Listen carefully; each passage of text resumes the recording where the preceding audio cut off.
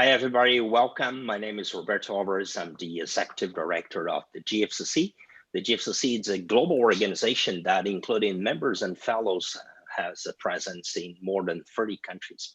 We're happy to have you here today. We are here for our 5th online conversation, Now, Bridge, and Reboot. The topic for this conversation today is local realities, looking west.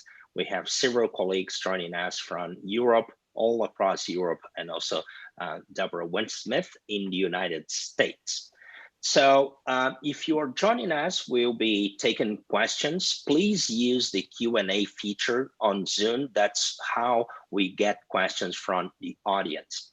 So before we get started, let me explain what this is about, briefly about the session, and now I will introduce our distinguished speakers here today, and then we will go for the conversation. So now, Bridge and Reboot, what is this about? What is this conversation series? I think that everybody around the globe is facing the COVID challenge at this moment. So now it really is about the response. As we go forward and we think about the future, maybe this is really can be an opportunity to reboot economies. This is why we call it Reboot, and not just to get back to the previous state, but to create future economy and future society. And Bridge really is about how we connect those two moments. What are the steps? What are the things that we can do to go from the now to the reboot phase? This is our 5th conversation. As I said, we are having another one next week, so please stay tuned. Same time, next Wednesday, we're having another conversation.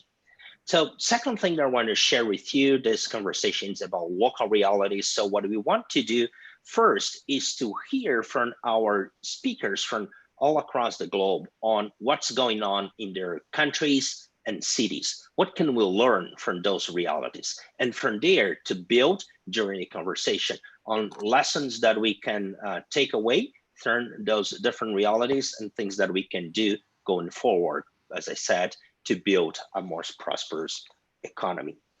Let me briefly introduce our distinguished speakers here today, starting with my boss, Deborah Winsmith, the founder and president of the GFCC. Deborah has more than 20 years of experience in the US government. She was the first Assistant Secretary for Technology Policy at the Commerce Department in the United States. She sits on the board of several organizations, and she also worked at the White House in science and technology policy. She has been leading the Council on Competitiveness in the United States and the GFCC, and it's a pleasure to work with you, Deborah. We have joining us from Moscow, Alexander Idrisov. Alexander sits on the board of several Russian companies. He is the founder of the Eurasia Competitiveness Institute. He is the founder and CEO of Strategy Partners, a consultancy company in Russia. And he was the leader, the CEO of the first innovation center in Russia during the Soviet times, or really during the transition. So great to have you here, Alexander. Thank you. From the Czech Republic, we have Jan Madlek. Jan is the director of the Czech Institute for Applied Economics. He served as Minister of Agriculture and also Minister of Industry and Trade in the Czech Republic. And he had several positions in government, including representing the Czech government, the IMF in Washington, D.C. Jan, great to have you here. From London, we have John McNaughton. John currently is the chair of the Climate Group, and she has been leading several energy-related initiatives over the year. She used to be a public servant in the UK with an outstanding career. She was the Director General for Energy in the United Kingdom, and she also was the Chief of Staff to the Deputy Prime Minister during the Thatcher administration in the United Kingdom. And she then transitioned to private sector when she really spearhead the inception and incorporation of Alstom's clean power initiative and operations in UK. John, great to have you here with us. And from Greece, we have Simos Anastopoulos. Simos is an engineer by training. He is the president emeritus of the American Hellenic Chamber of Commerce. He was elected as the president of the Greek Council on Competitiveness. And it's great to have you here, Simos, not just because your leadership in the competitive space, but also because your business background. You're CEO of a manufacturing company that actually is present in the health space. So wonderful to have you here. We look forward to hearing from you. And finally, we have Sylvia Schwarzberger joining us from Sweden. Sylvia is one of the advisors, part of the advisory body on innovation for the Prime Minister of Sweden. She's the chairperson of the Swedish Foundation for International Cooperation in Research and Higher Education. Sylvia previously served as director for Vinnova, the Swedish innovation agency, overseeing global strategy and operations. And she's now a professor and vice president at Lund University. So great to have all of you here today. We'll get started. We'll get started with our conversation.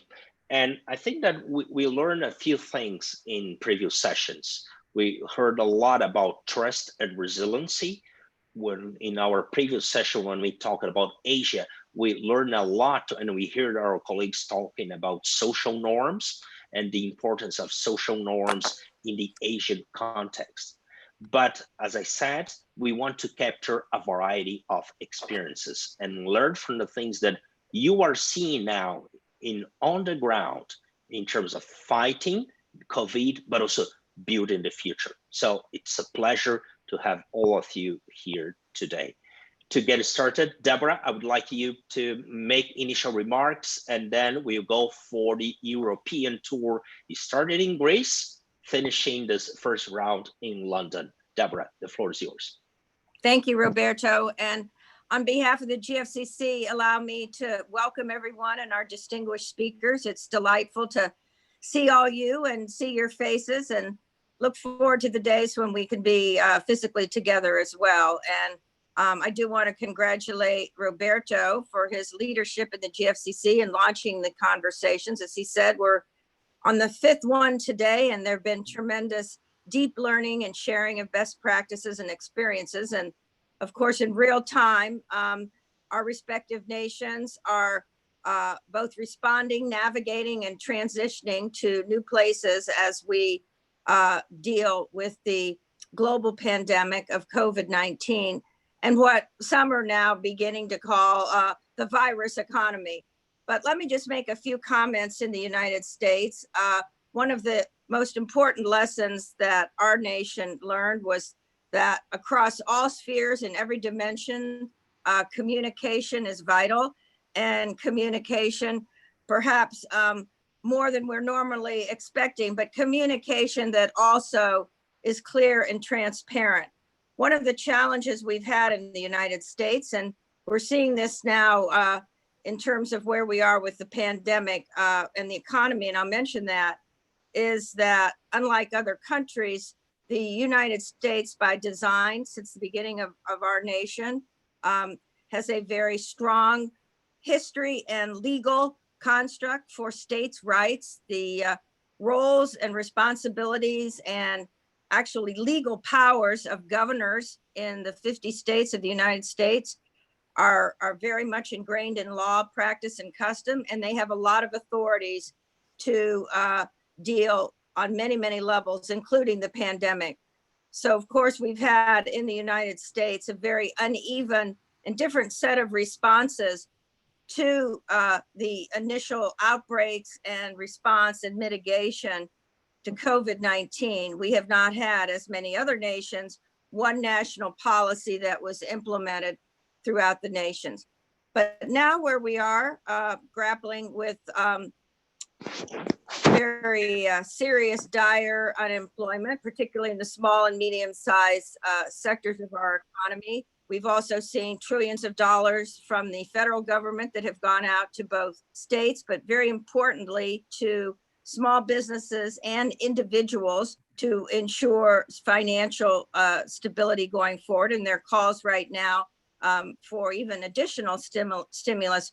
We're seeing now in many parts of the country that the phase one stay at home orders, lockdowns, whatever you call them, are being lifted. We're in phase two in many places. Where I live in Virginia, restaurants are now open. People are coming back in some sense to more normalcy. But one of the things that's very important is, and I think we've all learned this, the criticality of what have been deemed to be essential workers, the men and women who have been keeping our telecommunications infrastructure up and running so we can have discussions such as this, ensuring that there is food and of course the tremendous work and sacrifices and dedication of healthcare workers. And we're seeing, you know, tremendous responses from communities and at the very local level and in neighborhoods to this as well.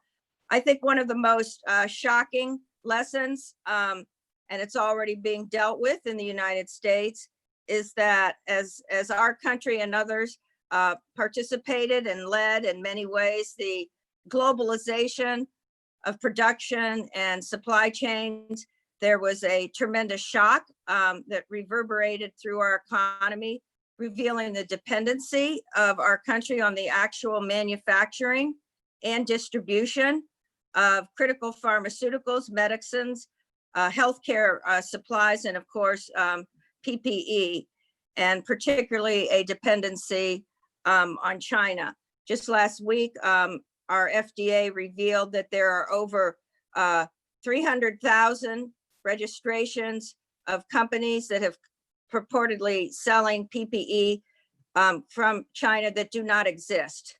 These are shell companies that claim to be selling items that do not exist. So I mention this because we're seeing now a very, very fast, rapid change on many fronts, on the regulatory environment, as well as on innovation, as well as on a realignment of our supply chains in the US, and very importantly, with our close allies around the world. On the innovation front, and in this area that, well, one thing I want to mention before innovation is the innovation is permeating everything. Within weeks, we saw, for instance, in one public university alone, over 40,000 learners immediately move online with remote classes. Now we're in a situation, which is very interesting as it unfolds, that some universities, community colleges, liberal arts colleges have said we will reopen physically in the fall. Others are saying it's a hybrid model of education. Others are saying we will continue with remote learning. But what has happened is that the 19th century models of delivering education have been turned upside down. And we will see a both consolidation, but also radical changes in how universities and higher education, as well as K through 12 institutions, deliver education in communities. And again, it's a challenge in the United States because our educational systems, particularly through high school, are run and operated by elected school boards in localities, and they are not run and directed by the federal government. On the innovation front, it's very, very exciting because there is just a massive amount of collaboration, of new partnerships coming out of small entrepreneurial enterprises, but also major corporations who are responding to the implementation of our Defense Production Act. It had not been called into play since World War II, rapidly moved to produce ventilators, other equipment. And in parallel, we're seeing now with universities, national labs, and companies writ large, both domestic and global collaboration with close allies on new vaccines. We optimistically expect in the United States, as clinical phase 2 trials are already underway, and I know other colleagues will talk about this, there's very strong encouragement we may have a COVID-19 safe, secure vaccine by the end of the year. Telemedicine has long been promised and practiced a little bit, but again, I highlight this state laws in the United States for many, many years and continue to have not allowed a practicing of doctors across state lines. Now this has gone out the window, and we have regulatory partnerships that are allowing telehealth and telemedicine. And so we will see a transformation of how doctors and patients engage together. The Cleveland Clinic alone logged in more than 60,000 telemedicine visits in March. And prior to that, there might have been 2,000 a month. So we're seeing also many, many innovations that relate to how we work, how we deliver our thought. Yesterday, I will share more of this later in the Q&A. Council on Competitiveness convened very important meeting. In fact, I believe our organization is the first in America that is issuing a report this week on the post-COVID economy and the actual pillars for that. But we had over 100 leaders from industry, academia, universities, national labs, and labor convene online with 2 American senators, Senator Schumer and Senator Young, who have released the very important Endless Frontiers Act to actually develop and approve very critical policy for our nation. So with that, let me look forward to the conversation with all my colleagues in Europe, and very importantly, how we can continue to work together and advance the promise and potential of the GFCC. And I do have to say, Roberto, looking at my colleague, Joan McNaughton, she was the energy advisor to Prime Minister Tony Blair. So I just wanted to correct that for the record. Thank you all. Look forward to the conversation. Thank you, Deborah. Thank you so much. So let's continue the conversation here. As I said, I want to turn to you, Simos, and you are in Athens today. I think that in addition to the current situation, Greece was recovering from a crisis and then was hit by this one. So what are the things that you learned, not just now, but maybe some of the things that you learned from the past that helped you in this situation, especially you in your new position as president of the Greek Council on Competitiveness? Simos, over to you. Thank you, Roberto. And it's a great pleasure to be here among such an esteemed panel of experts from around the world. Congratulations are due, Deborah is right, to yourself and GFCC for organizing these conversations. It helps a lot to exchange opinions and really learn. I'm also very happy because this time Greece is not the black sheep of Europe, but rather a good example, because the country, I believe, has dealt rather well with the situation. The country, to answer your question also, has a very long experience in dealing with crisis, a very long indeed, because it took us about 10 years to recover from the previous crisis there. But there are some lessons learned, and one of them is that when you face a situation that is difficult, you have to listen to the experts, and you have to take action early on. And somehow you have to gain the confidence and trust of the people, inside and outside of the country. And I believe that this time, our government, we have a new government since last year, as you might be aware of. Our government this time listened to the experts, and indeed we took very early and swift action there.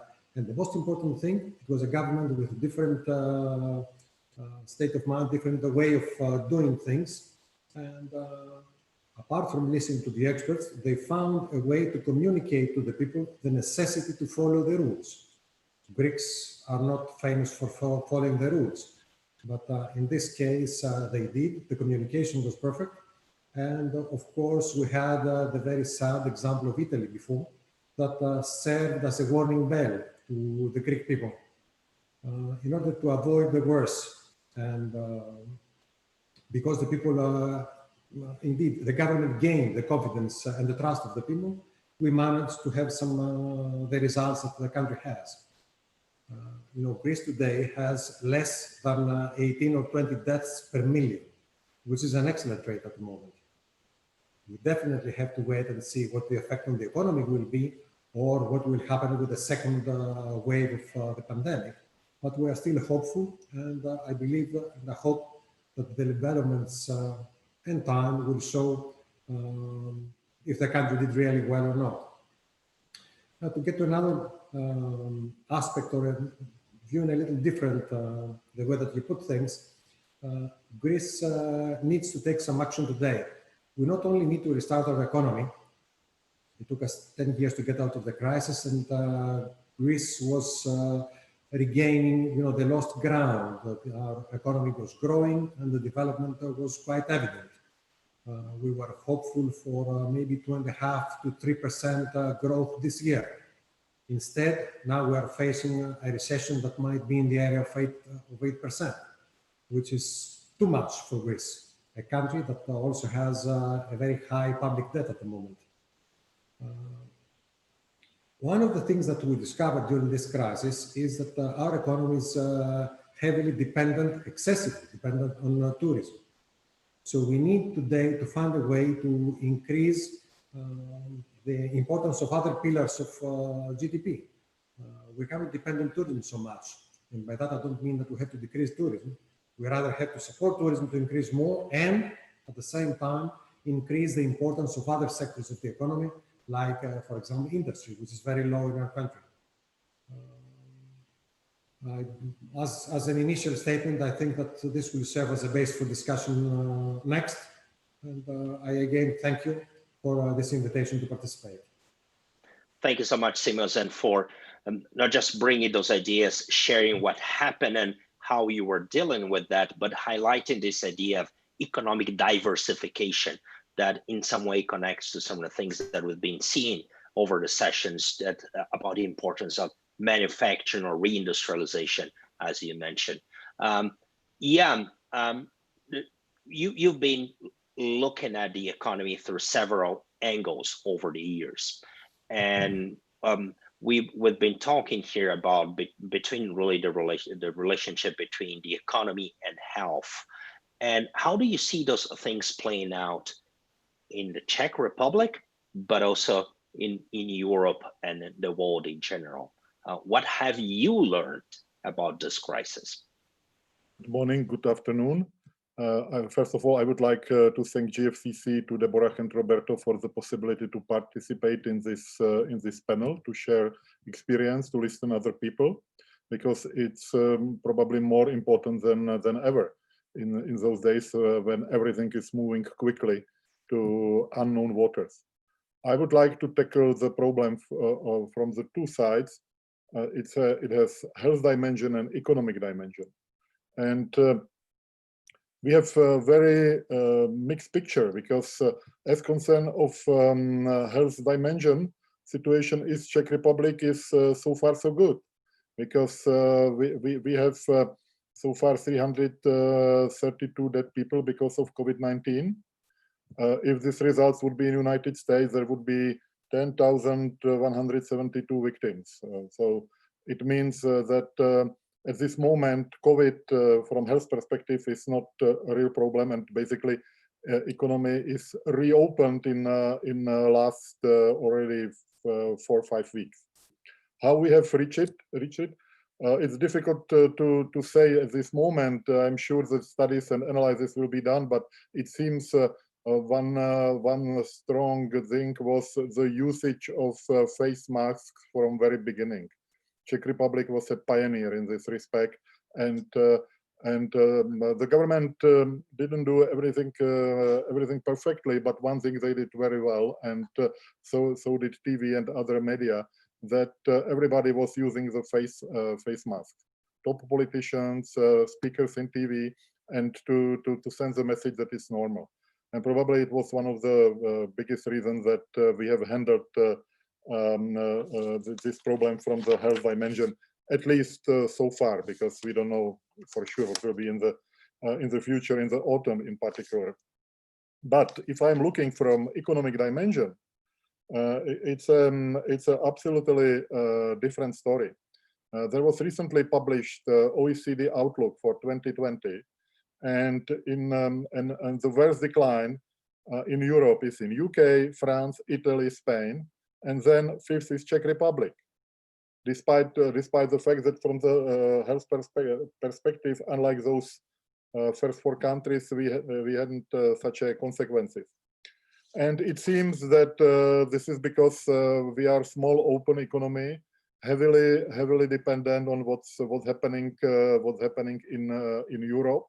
And if there is not foreign demand, so it has dramatic consequences to the local economy. At this moment, we can see the real challenges in three sectors. The sector number one in the Czech Republic is car industry, and car industry is facing a lot of challenges. I must say it's no surprise, because we knew that even before COVID, that car industry is undergoing through the process of transformation. We may go perhaps to electric cars, maybe not, or hydrogen cars.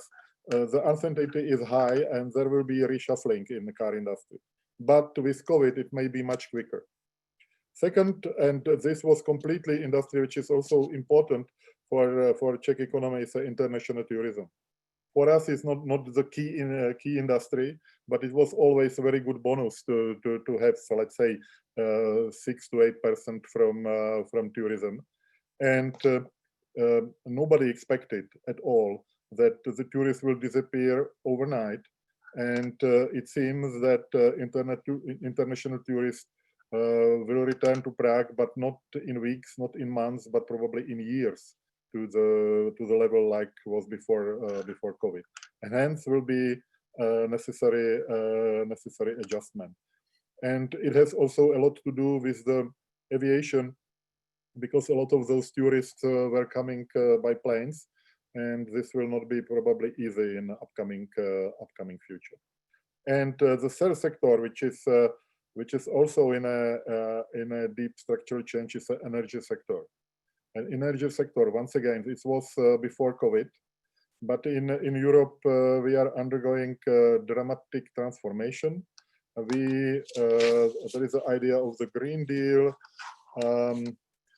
go away from fossil fuels, but in the same time, it's not clear how to do that.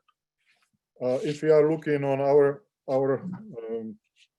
big Western neighbor, we are getting confusing signals, not so much from the speeches, but from real doing. In Germany, for a long time, CO2 reduction was the highest priority. It's not anymore, because at this moment, it seems the highest priority is to close all nuclear power stations, and they are willing even to open new coal power station to burn the coal, what was supposed to be liquidated and finished, only to make sure that nuclear power stations are liquidated. So Green Deal and how it will look like after COVID is also dramatically important for industrialized country like the Czech Republic. And last comment, and here I would like to hear the opinion of the other speakers.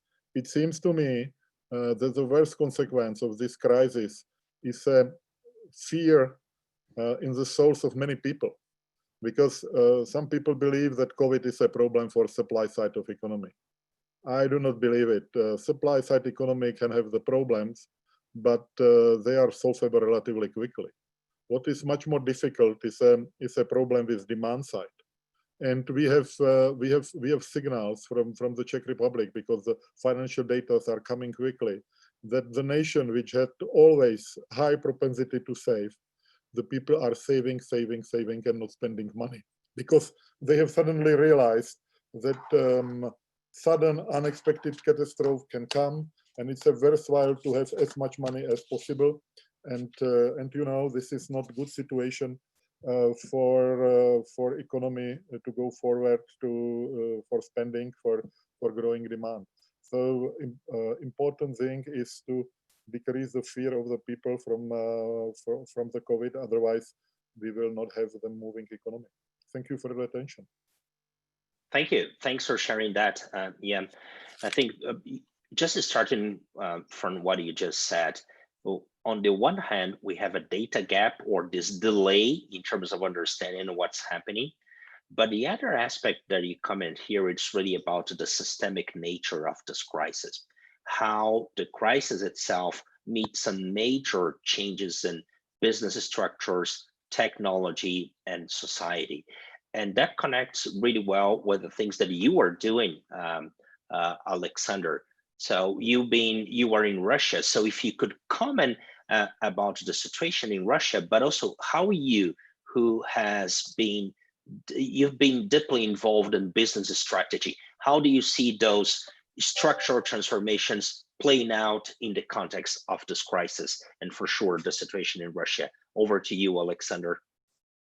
Thank you, Roberto. From the health point of view, situation in Russia is looks similar like in other countries. We not believe too much to the death rate as the information we've got, but even we will increase this death rate twice or 3 times, it looks better than in other place. Generally, it's managed quite well in Moscow, but we can see huge inequality between regions. Moscow is doing very well, but other regions, if you will look somewhere far away from here, Caucasus or Siberia, you can find a problem with the infrastructure, medical infrastructure, with the qualification of doctors and medical staff and so on. But generally, we have really about 8,000 people every day, which we got new infected.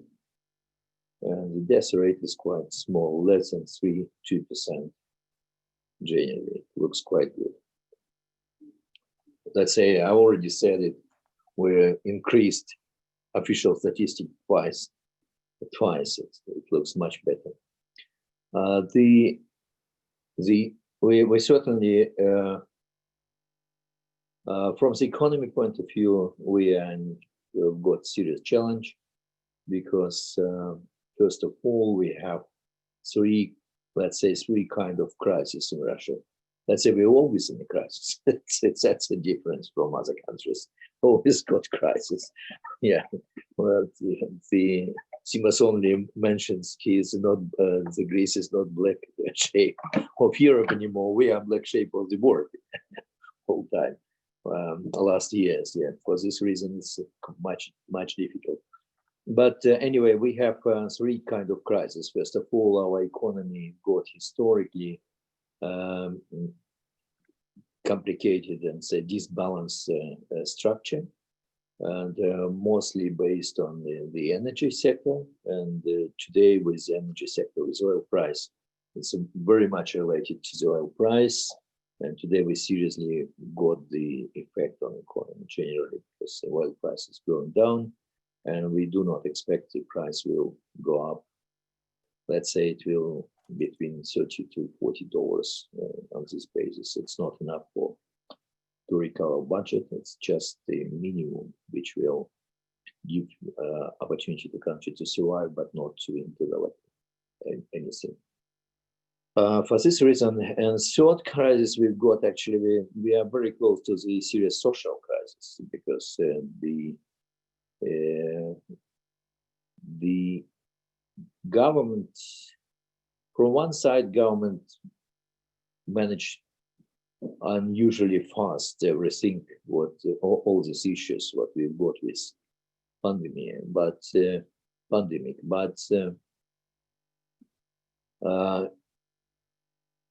from if you look for coverage, for example, of business,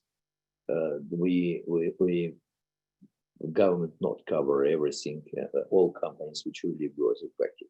They just partly use the selected sectors like tourism and some other sectors and focus on these sectors. But it was easy actually to find out companies which was affected by pandemic, just to say, for example, it's a 30% reduction of sales. It would be much better criteria to select companies which need help. From one side, and second side, the biggest mistake I can see that the government not enough support demand.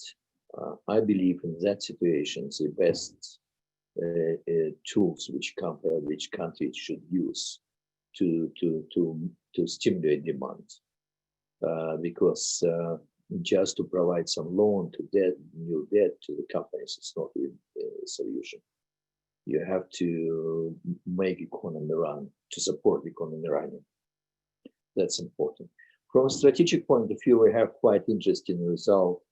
And particular, let's say we have in Russia also like two words, you know, quite modern and very, very well running companies. And we have also companies like state-owned companies, which is not so effective. But if you look to the better world, better part of the economy, it's very interesting that for example, retail market, online retail market increased about, and delivery service was increased about 200 or 300% in this short period of time. It's fast growing. We've got a lot of companies which use now approach like which call customer direct to customer. For example, some company which is produce vegetables in suburb of Moscow now directly supply to the families, and it works actually. Families like it and like the service. It works very well, and they will never come back. They will never use the retail chain like they did before. And this is very good opportunity for many companies, not just in the food production. And the generally economy, we on the phase when we open last week, actually. Last week we only opened non-food retail stores and other services, but we still use mask. I've got it here, you can see. I got it with me, and I think we will use it to the end of the year. From the point of the technologies, it's boost IT sector very much. For example, I can give you one example. If you are in Moscow, an office, class A office building, and you've got a manager, travel manager got salary about in Moscow about 80,000 rubles and let's say $1,200, $1,200. You can easily get lady in Siberia, which is sitting at home with the child, which is in a not really rich family, very poor family, which will happy to work for 20,000 rubles for the same, doing the same simple job like a travel manager online, and you don't need this class A office. And if many years ago we discussed with our clients and say, look, for what reason you need this so many people inside of your office and so expensive office? Now it's moved. It's moved to change because people now see this as so this opportunity. For example, in our company, 100% of staff we've got online. And last week we just made a short survey. We asked our people who would like to come back to office. What do you think about result? 75% say we don't want to come back. They want to be at home. And productivity is increased.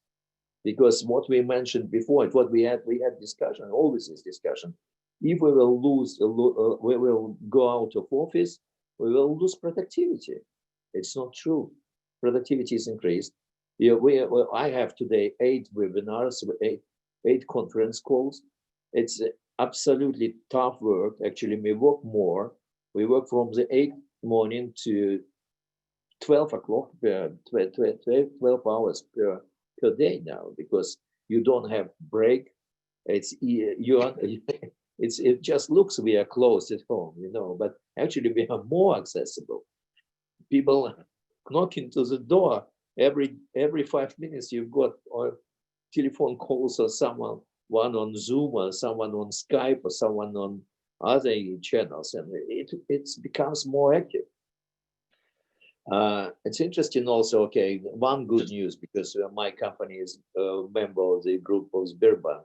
One good news, Sberbank becomes the best bank of the world from the point of view of the value creation for shareholders. And this completely commercial bank, I can say you, it's no support at all from the government. Everything what Sberbank is doing just for against support of the government, but it is very good news. This year we've got 10 companies, which is creating shareholders value, highest shareholders value for the shareholders, and Sberbank was the number 6. and only the bank of the world which is creating it. It's related to sanctions, related to the impossible to get access from the capital. It's actually good results. But again, it's only one side. But from the another side, we certainly just Alexander, just be mindful of the time. Just want you. Okay. Yeah, let's try to be quick in this first round. Yeah, thank you. But from the point of the damage on the economy, we expect that we will return to the normal rate, let's say, for the same situation like we got at the beginning of the year. It's about on February 23rd. Sorry, 22nd. February 22nd. It will take more than 2 years to come back because small and medium enterprise was very much affected, and government normally not supported that. Our government like to support largest companies. Some mostly is state-owned, but the small and medium businesses are badly affected. Okay. Thank you so much, Alexander. And I think that you brought one special flavor to the conversation that for sure that's related to Russia. That's this combination of digitalization plus a big country with a wide variety of local realities and the internal opportunities that creates, internal opportunities and challenges. Sylvia, over to you. You've been not just working and being in Sweden, and Sweden, it's a kind of very unique or interesting case around the globe. I think a lot of people are paying attention or trying to figure out what's happening in Sweden. But you've been also working at the European level in terms of foreseeing the future, generating proposals and ideas, and especially in relation to innovation. So we would love to hear from you, Sylvia. Thanks for joining us. Thanks a lot, Roberto, and thanks for having me. I'm very happy to be in this sort of transatlantic and pan-European conversation. As you said, Roberto, so this crisis has made me reflect about a lot of things. You know, I've grown up in both in the US and in Europe in many different countries. And I've been in Sweden for about 25 years, and I've been in policymaking and in academia primarily. And so Sweden, as all of you know, a lot of countries are eyeing Sweden with a lot of suspicion right now. We have, as most of you know, we have a much higher mortality rate than the other Nordic countries. Compared on a global or European level, our mortality rates are sort of, you know, on the higher end. They're below the UK, below countries like Belgium, Italy, Spain, but they're definitely higher than a lot of other European countries. As some of the other speakers have said, I think it is still way too early to know which is the right strategy to have. In Sweden, one of the things that I found really interesting about this society is that Sweden has definitely adopted a very science-driven approach, an evidence-based approach. I would call certainly not a populist approach in how to handle the virus. And it has been able to do that because there is a very high level of trust in the Swedish society. So when the government says to us, we advise you not to go out, then people actually do that. You know, they don't need a decree. Of course, this trust will depend a lot on how the crisis plays out, both health-wise and economically. But this is one of the things I've found interesting looking at Sweden from also an outsider's perspective. Sweden entered this crisis from quite a strong vantage point. You know, our public finances are very good. We have very comprehensive social security systems. You know, we have one of the highest number of unicorns per capita in the world, and a very high level of R&D spending. So I would say a very solid country from a lot of perspectives. And of course, the question now is going to be how this crisis will hit Sweden as a small open economy. As you were mentioning, Jan, Sweden is very much a small open economy. I can also mention that as opposed to many of the other Nordic or European countries, you know, we didn't really close our borders. We haven't closed our borders during the crisis to the same extent. And interestingly, and again, it'll be interesting to look at this in retrospect, you know, we still do not, the government still does not advise face masks. I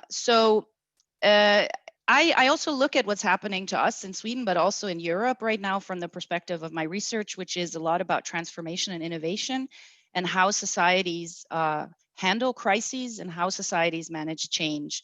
And one of the things I would say is that as Jan was mentioning, is I think this what's happening now has actually not, there's a lot of tension and a lot of problems that we were dealing with globally and in Europe before the crisis. And these have to do with increasing geopolitical tensions and instability, climate change, increasing social inequality and unrest. And I think that the crisis has just accentuated and accelerated a lot of these tensions and problems. As other people mentioned, I think also some of the previous speakers, if you look at the young people today, for example, in Germany, more than 50% of the Germans before the corona pandemic were skeptical of capitalism in its current form. There's this underlying feeling, I think, in a lot of populations right now, that if we want to emerge from this crisis and the coming crises, because I think this is just going to be the first of many crises, then we need a different society. We need a more resilient, a more innovative society. And so when I'm advising the European Commission, I'm part of this expert group on innovation policy for the new Green Deal. We just presented our recommendations to the European Commission. Our slogan has been, protect, prepare, and transform. And I think that sums up a lot of what you others have said, which is that we need to use this crisis. First, we need to protect our citizens and ourselves right now, and our values and our countries. But then we need to sort of prepare for this crisis and the coming crises, and then use the crisis as a momentum for transformation. And I think the kind of transformations that Deborah also mentioned, I see 3 of them actually, having worked in both government and academia. One is that I think we're going to need fundamentally new business models that are able to account for environmental and social sustainability. We're going to need totally new learning and education models, and this is a huge challenge for academia, as you mentioned, Deborah. And we're also going to need different governance models. I've worked in government, and one of the things that struck me is the fact that policymaking is incredibly siloed, as is academia. And it's really hard for policymakers to actually make sense of complexity, and also in this crisis to be able to understand, should we listen to an epidemiologist, or should we listen to an economist, or should we listen to a sociologist?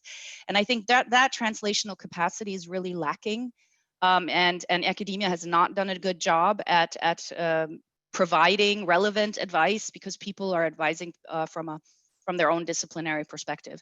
So what I think we need to do, and this is, I'm going to finish here. There's a lot of stuff I'd like to talk about, but looking at Europe, just one thing about Sweden, one thing that I thought was interesting is that we have more international students applying to us and wanting to come and already having paid their fees now than we ever had.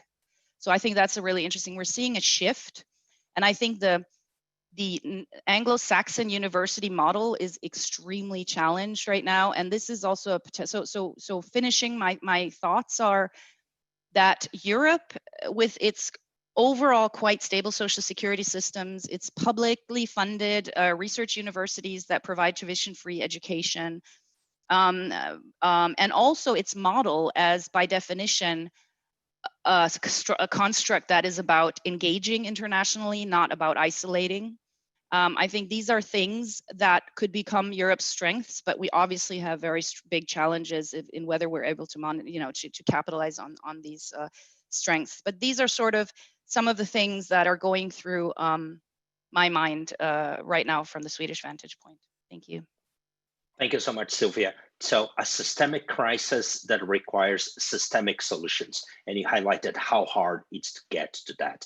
But also you talked transformation and the work that you've been doing in the European Union, right? And John, you've been working on transformation, driving energy transformation. So maybe this is a good cue for you to share not just your perspective on what's happening in the UK, but going forward. Over to you, John. Thank you very much, Roberto and Deborah, for the leadership of the GFCC and for putting these conversations together. I've learned a lot already from the other speakers, and I guess that's true of all the participants.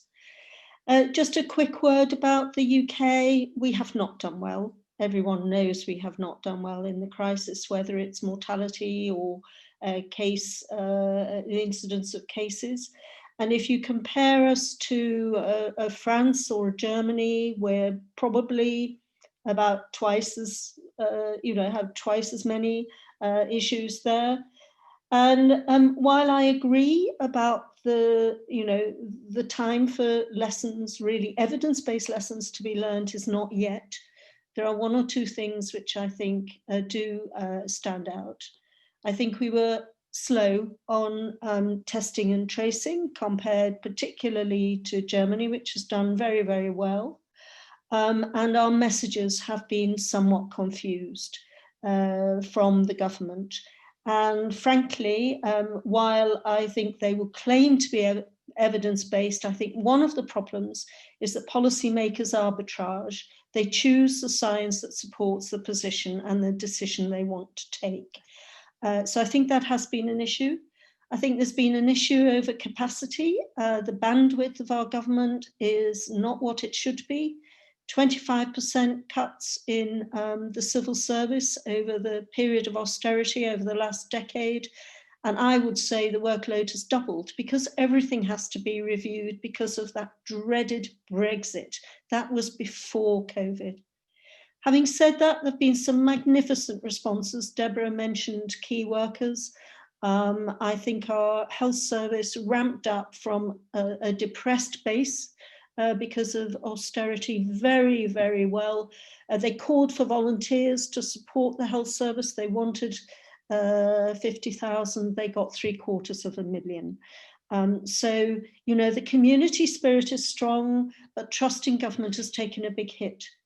And what's happening on the economy is not going to restore that confidence. So several of my colleagues have talked about fear and bringing demand back, and that lack of confidence, I think, is going to be quite a constraining issue.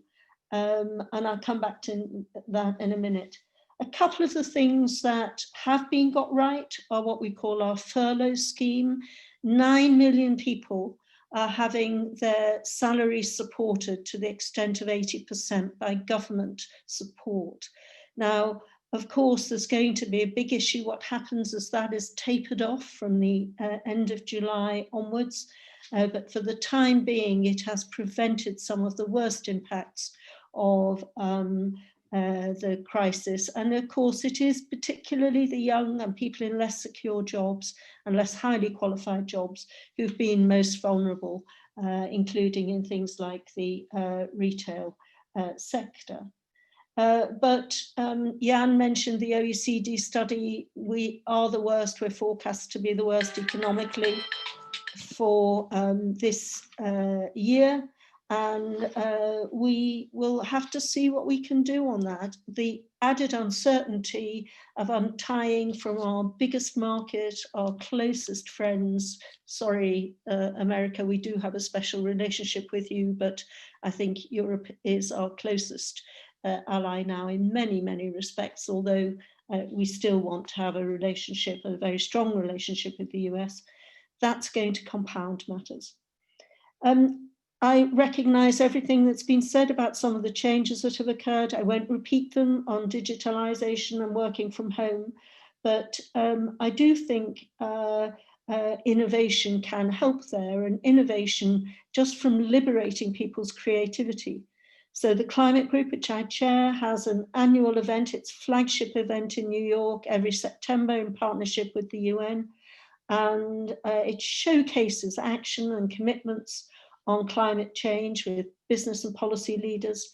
Early on, we took the decision to go digital. We're going to have a bigger outreach, and we've already got more prestigious speakers than we normally have secured because it's easier to get them in this kind of format. But I do think that some of the comments which have been made about travel and commuting and business travel, it's, some of those effects are here for the long term. Of course, there's a change in mood. I hope that will translate into transformation in the areas of social and health inequality in particular. But my own passion for the last couple of decades has been working on climate change. And I think we need to look very carefully at the announcements of the stimulus and where we can actually help to steer governments to get this right. no two crises are the same, the lessons aren't identical. But after the global financial crisis, there was a huge amount of money put in to stimulate the economy. And by the way, the impact of that was a fraction of what we're facing now, as we all understand. And so what can we learn from that about the potential value of stimulus measures? Which of them can operate quickly, have a high economic multiplier effect, and help us to make progress on the low carbon transition. And actually, the evidence shows that there are some very obvious wins. Some of them have, really positive effects to offer across a range of things, as well as co-benefits on health and social equality.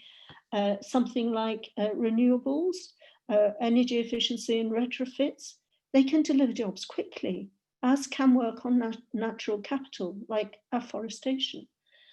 Renewables are particularly interesting because in the short term, they have a higher economic multiplier because they're very labor intensive, much higher than other energy sectors. But in the long term, they become very efficient and they don't need labor. So at the point when the economy is recovering to capacity, you free up that labor for the other things it might be needed for. And because of that efficiency, because of savings on fuel costs, renewables offer a higher, longer multiplier as well. So there is a wealth of information around this sort of thing, around clean infrastructure, about energy and training and R&D and some of the innovation issues, which no doubt Sylvia is extremely knowledgeable about. But I think in the developed world, those solutions can help to recreate demand in the economy. And in the low and medium income countries, other issues around rural electrification and ecosystems can be extremely important and have, very, very positive benefits. So the message needs to be, it's not jobs and prosperity to recover from the crisis on the one hand, versus, making progress on the low carbon transition on the other. Some of these measures do both. And we need, I think, in this kind of forum and with the leadership of people like the GFCC to get this message out. And I hope that we can give some thought to how we can get this message across to some of those countries where it's perhaps not at the top of the agenda just yet.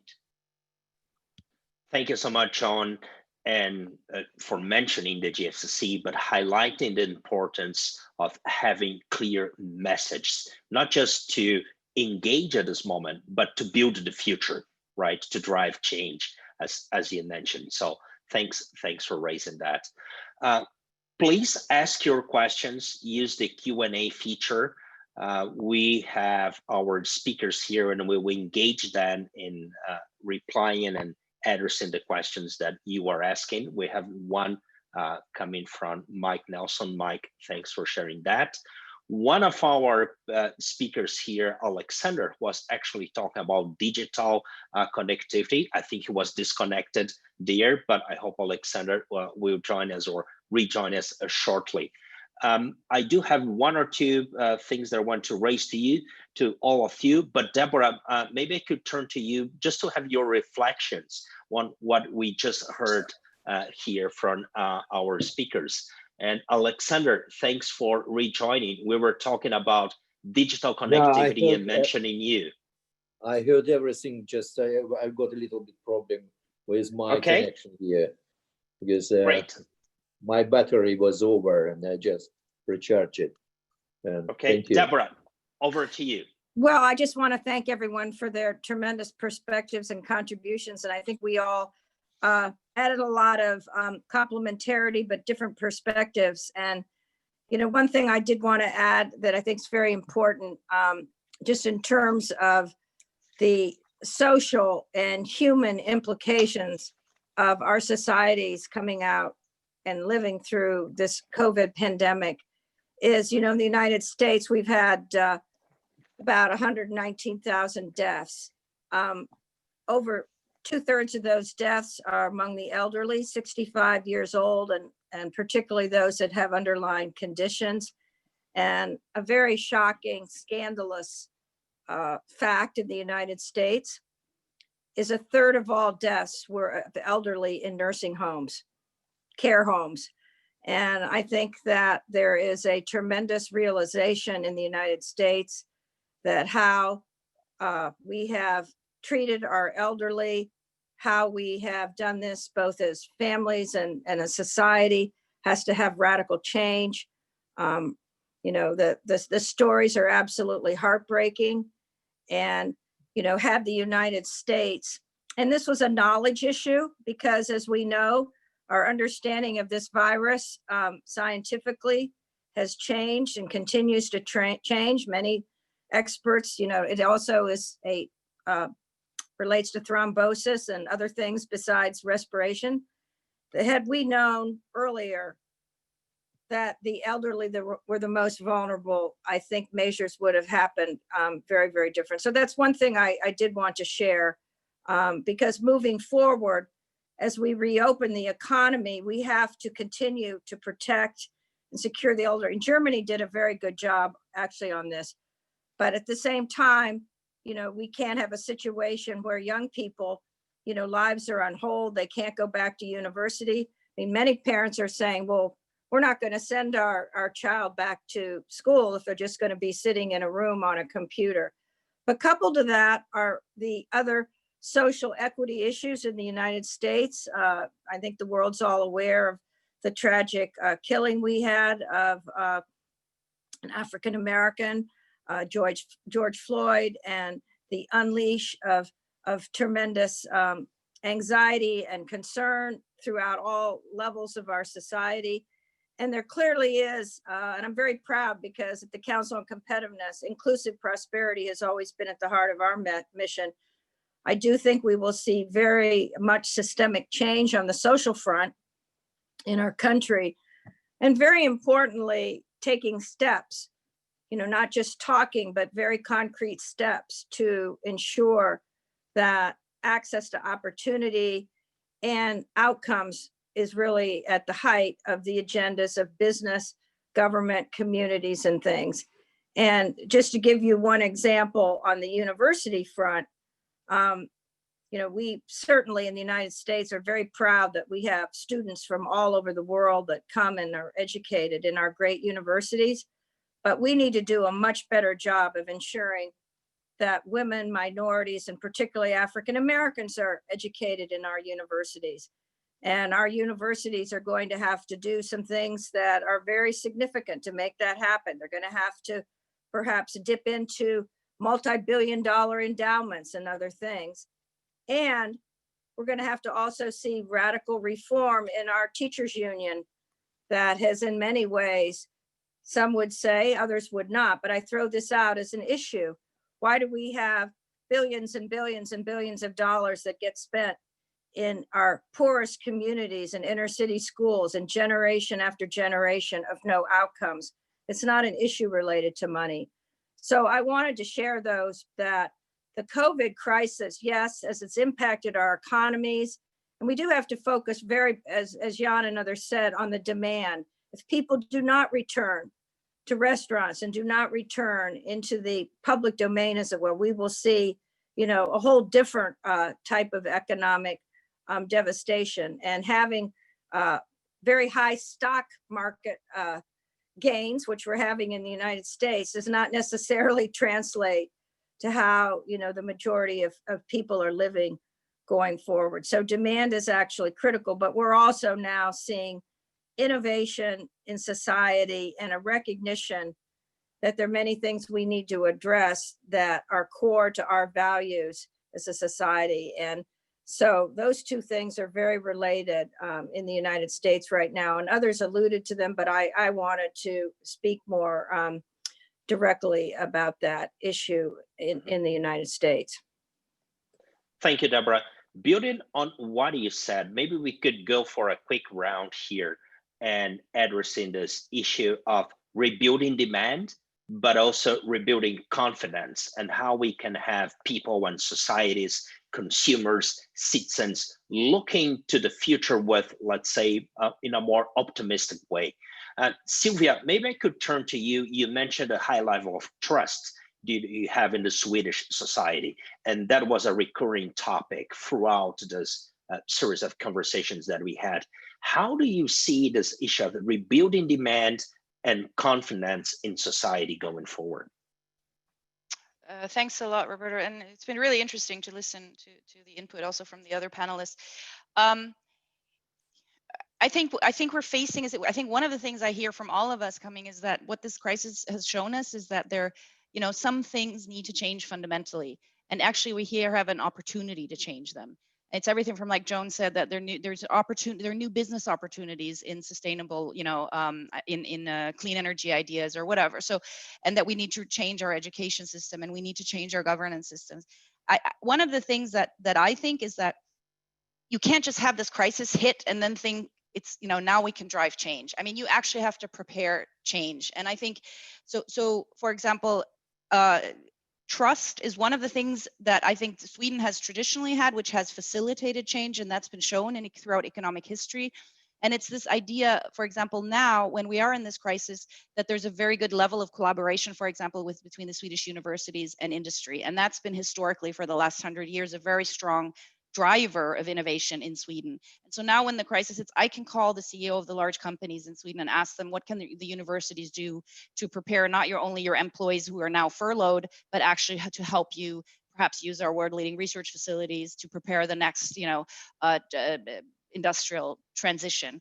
So I think one of the things I've learned is that you have to build these sort of, you have to have a certain level of trust to be able to interact across the sectors. That is going to be extremely necessary right now. And then, as I think Deborah mentioned initially, also communication. How do you communicate things? I think one of the things that the Swedish government has done quite well, and that's why it's been able to maintain sort of a certain level of trust, is that it has communicated extremely openly and extremely consistently what it's doing. And so while nobody knows if we have the right answer or the approach to the crisis, people don't doubt sort of, the way they make decisions in this situation.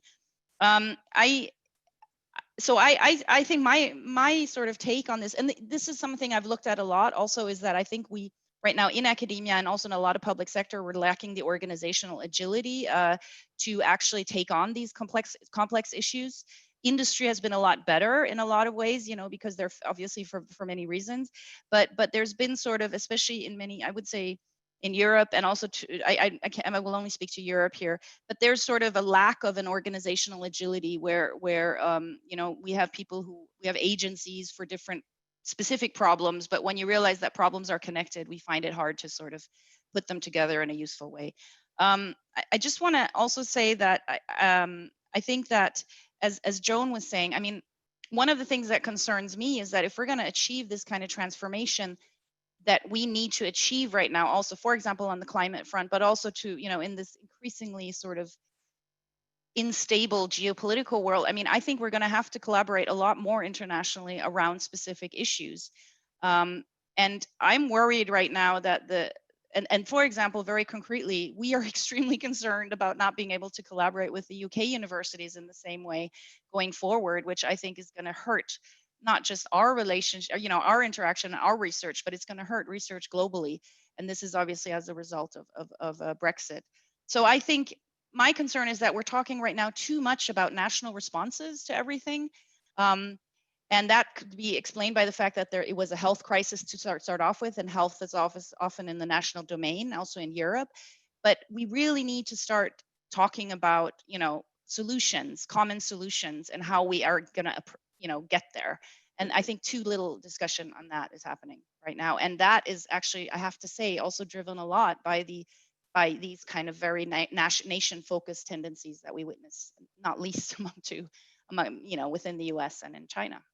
Sylvia, Okay. I just have to jump in and thank you very much for that. And also ask for your help and support. We do not have any Swedish universities in the University Research Forum of the GFCC. We have, some 40 universities around the world, and they will be convening for their big work they're doing on University 4.0. So we hope that you will facilitate that, because, you know, Sweden is very important on many fronts. And we look forward to having Sweden actively engaged institutionally in the GFCC for all the reasons you've articulated and we all know. So thank you. Thanks, Deborah. Thank you. And I've been following your work with great interest, as Roberto knows. So thank you. Great. John, I think that you have comments related to that. Yes, I do. And I absolutely agree with everything Sylvia's said. And this issue of connecting the universities more effectively to business is, again, one of the things you work on in the GFCC. And I couldn't agree more about the need for a more cross-national boundary learning. But I'd like to also pick up on the trust issue, and when Deborah kicked us off with her commentary about the fundamental framework for the US of the responsibilities and duties and powers of the states, the individual states. I think one of the ways you can try to increase trust is to get decision-making that can be taken locally, that is best taken locally, to be taken locally. And I think it's one of the things where we in the UK have not done well over the last few months. And I think there is more trust where people are closer to the decision makers. Local decision-making, possibly even below the level of an individual state in the US, tends to have more longevity because people are closer to their communities who are taking those decisions, and it's easier to hold them to account for the outcomes on those issues. Whereas at the national level, it all gets subsumed into what is the biggest national challenge facing people at the time. So I really want to underscore the role of local decision-making, but not at all to disagree with the importance of clarity at the national level and international collaboration. Thank you, John. So local decision-making, local realities, it's also a recurring topic. Thanks for highlighting that again. Wonderful. Simos, over to you. I think that we heard about this agility issue. You are really at the intersection of the public debate, business, and also facing this, as you mentioned, coming from past crises, rebuilding connections, rebuilding trust. How do you see those things playing out in, especially when we talk about rebuilding confidence in the economy, Simos?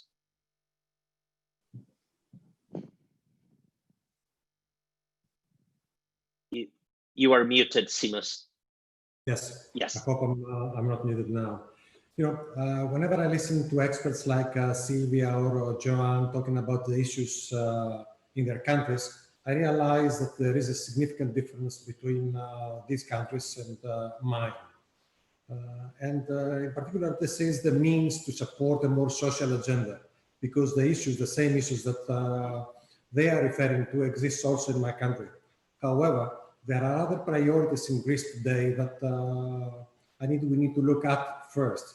The competitiveness issue in Greece is most important. The country cannot produce sustainable wealth to support the government and the citizens right now.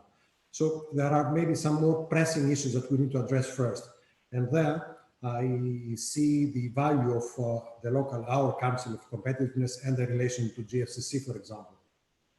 I'm also hopeful and optimistic this time because our government, our new government, for the first time has set up a group of international economists under the leadership of the Nobelist, Mr. Pissaridis, to come up with a new growth plan for the country. Because of the COVID, of course, the work of this group has been readjusted to deal with the pandemic situation, but we are very hopeful that they will come up very soon, this is the agenda anyway, with a new strategy for Greece that includes the ownership of the reforms we need to take. Having said that, and in order to give the other people the chance also to express themselves, I believe that there are some international issues that GFCC can extend its leadership role. There was a very important decision, or actually development, coming to the news yesterday about China losing the battle to the European Union about not being recognized as a market economy. And because of this, I think we can, the European Union and other countries, of course, can limit the Chinese expansions right now. But at the same time, it provides us with a leverage, GFCC in particular, to try to find a way to bring the Chinese to the negotiation table under new terms. And I see a new role for the GFCC there. If I can go back to Greece, the development of a plan and the support of GFCC and the government right now to come up with a new agenda, new reforms that are necessary to bring the economy on a better position to accept international investment and promote entrepreneurship are of pressing nature for the country. And this is where we are right now focusing all the energy of the business community and the Council on Competitiveness. Because of dealing so successfully with the COVID situation, I believe that our government has gained trust and confidence, not only on a local level, but also on an international level. And I see this as a starting point for bringing Greece back on the track to being accepted as an investment destination right now.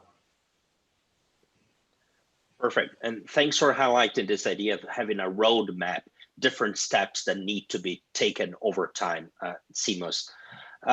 Maybe Alexander, very briefly from you, Alexander, how do you see this thing about rebuilding confidence and creating demand in the future, but also the topic of agility? You've been working both in business and private sector and with governments. How do you see those things playing out together? First of all, in Russia, the trust is the biggest issue. We do not have trust to government. The President Putin is supported just less than 25% of the population, and actually, even when we have a good news and it's true, no one trusts this true. And in that situation, it's very difficult to manage any serious changes, provide reform and everything. For this reason, on the government level, we expected 2 years, turbulent time, and social instability. And I think this is what we will have faced in Russia next 2 years. And the pandemic just stimulated and just pushed it forward. From the point of view of the business, it's a different point, different view. Most of companies just simply focus on surviving. They have to save the nuclear of the business, protect it. And but some companies already think about how they will live in a new environment, new behavior of the customers, because customers are really changing. They really don't want to consume how they did it before. They behave differently. They want to be more secured. And this is a big issue, but I'm sure it will take not too much time to adopt. For many companies, most of entrepreneurs, I think, now quite innovative. They have a lot of ideas, and it's going well, quite well. From technology point of view, as I mentioned before, the technology is one of the biggest boosts now for the business model changes and innovation. It's really changed these things, how it was done before. Company managed by another way, different way. They created new value for customers, and I think this is not the biggest issue. From the public point of view, this issue, we have a serious problem with government. Okay. It's different.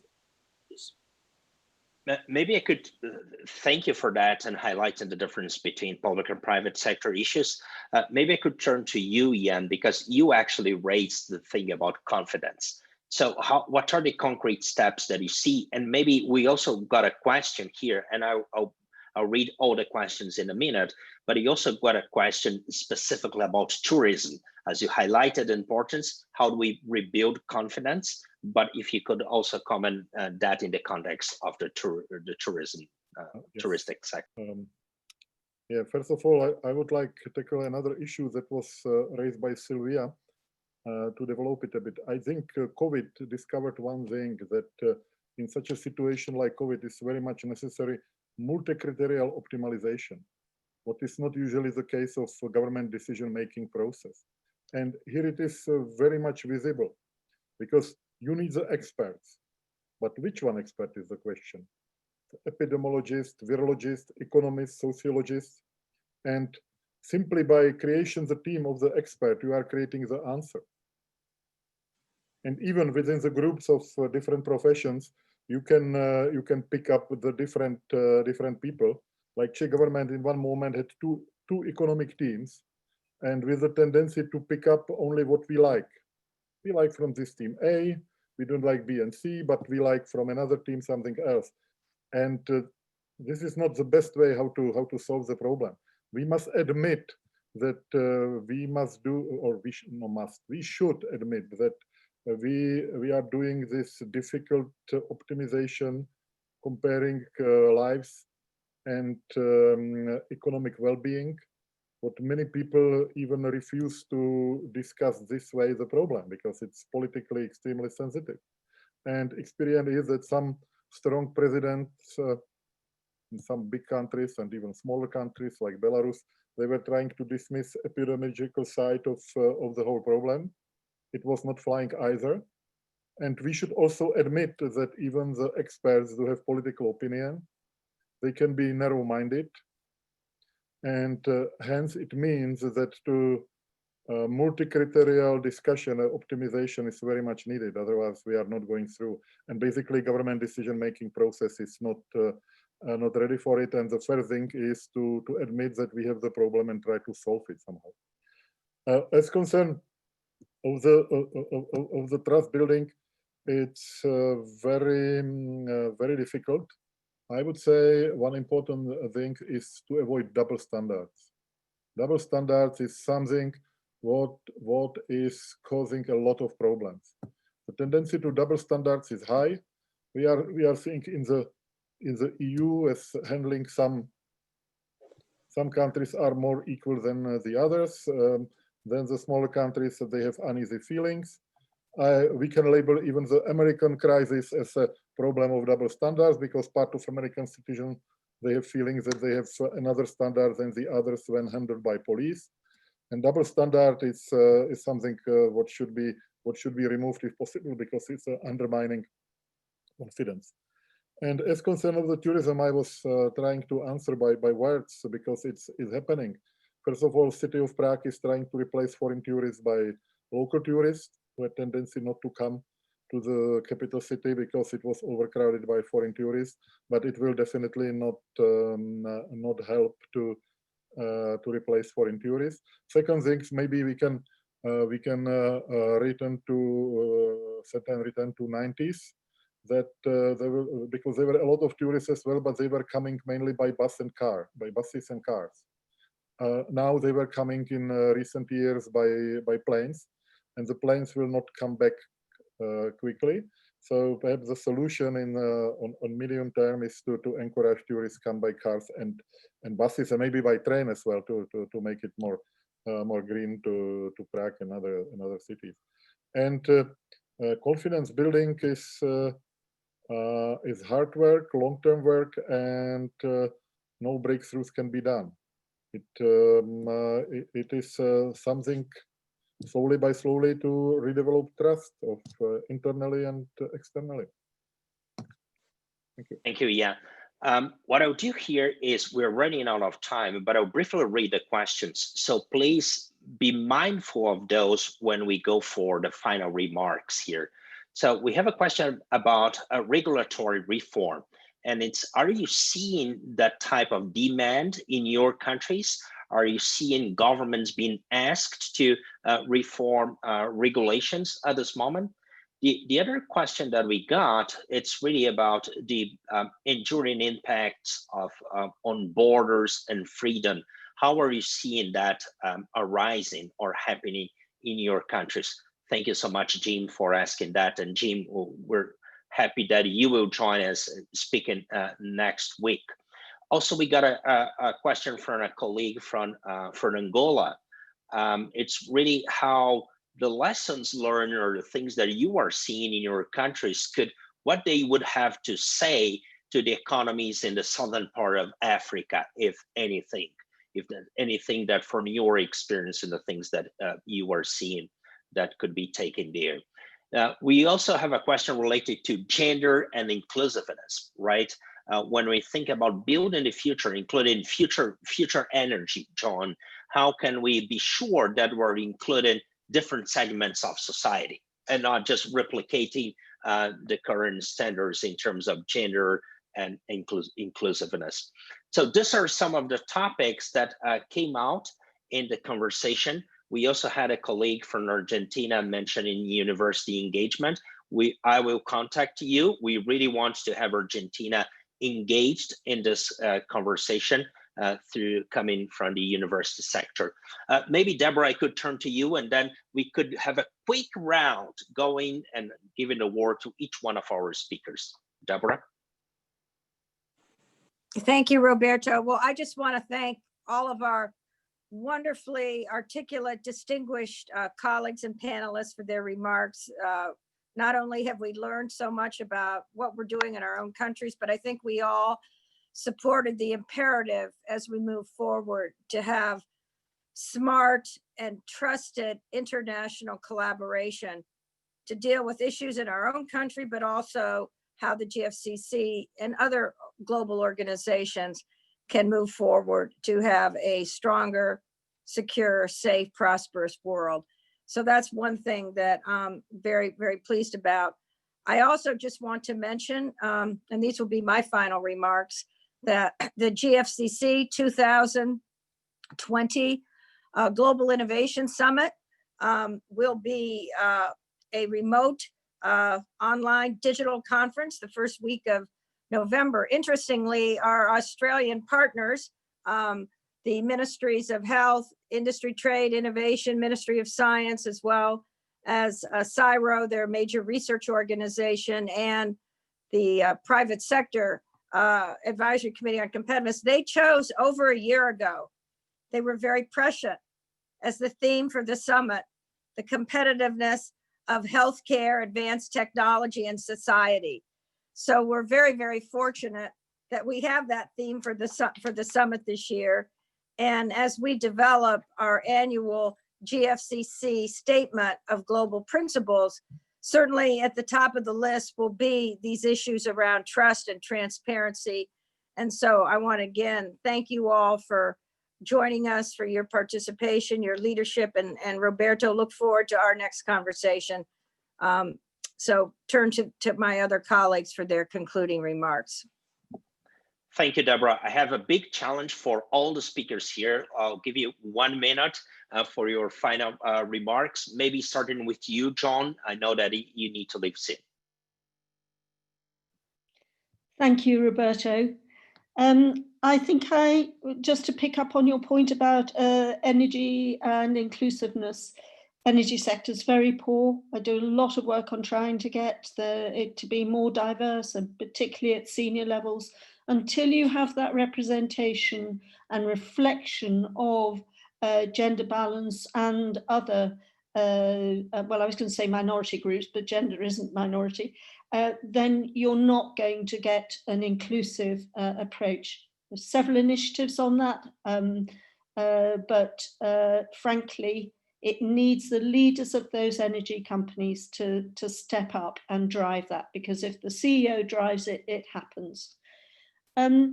The only other point I'd like to make is I think there's been a very general theme about collaboration, and people, I think, probably don't expect a global federation of councils on competitiveness to be really highlighting collaboration.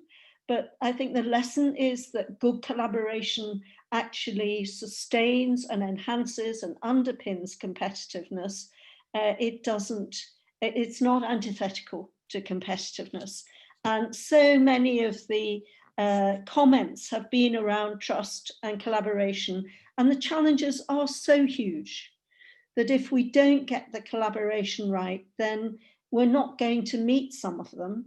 And certainly on a lot of them, we haven't got a lot of time, and the pressures are really building. So I think we really have to take that one away as one of the key messages of today. But thank you again. It's been really so interesting. Thank you. Leadership matters. Thank you for your leadership, John. Alexander, very quick here. Your final comments. Please be quick. First of all, we have got faced a lot of issues, and we learned a lot during this short period of time. And for Russia, it was from the, let's say, even a difficult time, it was very useful, because it was discover a lot of issues which we mentioned before, we discussed before, but we never face it like we have it in life today. And it's changed mind of people. People start to treat government and the political leaders from another, like more, let's say, more transparent. We have now more transparent words than we've got before. We have more realistic opinion of people about the situation, and I think it's a good basis to start change, but it will take time, minimum 2 years we expect. Thank you. It's a time of change. Thanks for highlighting that. Talking about change, and thanks for your mention to the GFCC. Simos, over to you for your final remark. Thank you, Roberto. I believe I have addressed the issue of needing to reform. Greece has realized that during the financial crisis 10 years ago. What we realize today is that maybe COVID and the pandemic was providing us with an opportunity to take ownership of these reforms and proceed with them. Greece was among the last countries in digital skills, for example, digital progress. However, during the pandemic, and because the government needed to make life easier for the people, today we have you can do everything online, almost everything online. You don't have to go to meet any kind of public employee or the public administration, and this has I think proved that when you need, you can do. Necessity can be a great driver for change, and this I think is a message of coming out from the Greek example. Plus, the participation in an organization like GFCC is also an indication that people all over the world realize that we need to collaborate. Other people have dealt with the same problems in the past. They have come up with a solution, and we can, by talking only, we can come up with a better solution for our countries. Thank you again for the chance to be here with you today. Thank you for making this a better conversation, Simos, not just here, but because of your participation in the GFCC. Sylvia, your final remarks and final thoughts. Yeah, thanks a lot. No, I think a lot has been said, and I would echo a lot of the points that have been made. I think one of the things I take from this conversation is that we're at this inflection point. I mean, there was a question about regulatory change. I think right now is actually a big opportunity for regulatory change, because there has been a lot of resistance, and in times of stability, regulatory change is very difficult. But of course, it has to be good regulatory change. So I think we have this opportunity right now to drive transformation, but it requires, as Joan said, it requires leadership, it requires collaboration. And I would also argue it requires education and a fundamental change in education, both in content and in form, because in a way you could argue that it's all our top universities that have educated a lot of the leaders of today. And somehow, you know, we're missing a lot of angles in what we've conveyed to them in terms of a holistic approach to societal development. And so I think it's really up to us whether we're going to go back to coal plants, as Jan mentioned, or whether we're going to go towards a truly global classroom, because there are huge opportunities right now, thanks to these kind of things, of actually creating a global and inclusive classroom, and towards green and inclusive business models. So that's the inflection point that we're at, and I think it's our opportunity, you know, to miss. It's time to look forward, and we look forward to having Sweden engage in the GFCC, as Deborah said. Sylvia, thanks for joining us. Jan, your final remarks. I think I have said nearly everything. I also thanks for the possibility of exchange, and I also do hope that it's time to change regulatory framework. But I'm a bit skeptical because many lobbyist groups are now coming with the regulatory changes, not always to the better. So we hope that proper changes will be done on European level in particular, because otherwise we can be worse off and not better off after this crisis. Thank you. So it's about change, but not just changing for changing, but the direction that we're going to, that we all need to consider. Thanks, Jan. Deborah, any final words? Thank you. Trust, collaboration, working together, and let's design a new future in our own countries and in the global commons. Thank you very much. And thank you for your leadership, Roberto. And I know that our colleague, Joe McNaughton, has stepped off, which is a shame, because I think we're going to have our group picture now. It's our tradition. Yeah, we're taking a group picture. Maybe next time we need to do it in the beginning to make sure we have everyone. Okay, so please turn your cameras on. You are all on, actually. We're doing this. Yeah, here we go. Oop. Yeah, done. We'll be back here on the 24th. What? I think we might look fresher at the beginning. Yes. Yeah, it can be. Yeah.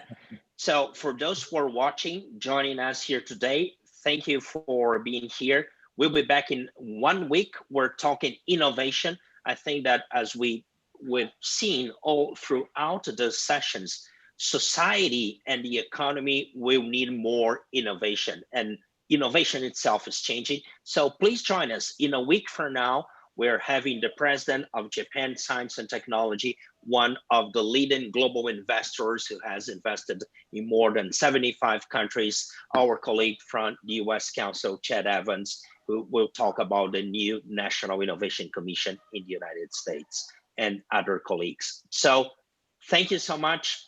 It was a pleasure to be here. See you next week. Thank you, Roberto. Thank you very much. Thank you, GFCC. Bye. Bye.